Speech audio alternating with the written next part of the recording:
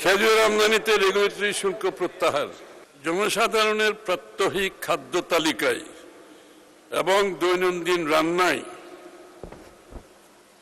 উল্লেখযোগ্য পরিমাণে বিভিন্ন ধরনের মশলা ব্যবহার করা হয়।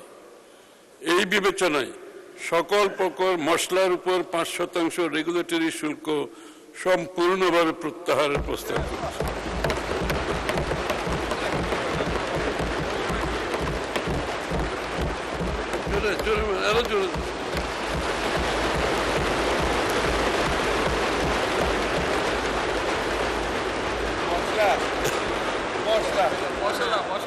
মশলা মশলা খেজুর আমদানিতে মশলার আর সমস্যা নেই, মশলার সমস্যা সমাধান হয়ে গেছে।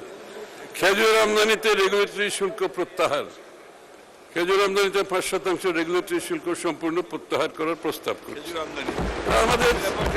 আমাদের দেশে আমরা মুসলমান হিসাবে আমরা খেজুর আমাদের অনেকটা স্টেপল ডায়েটের মতো হয়ে গেছে, আমরা সবাই খাই খেজুর।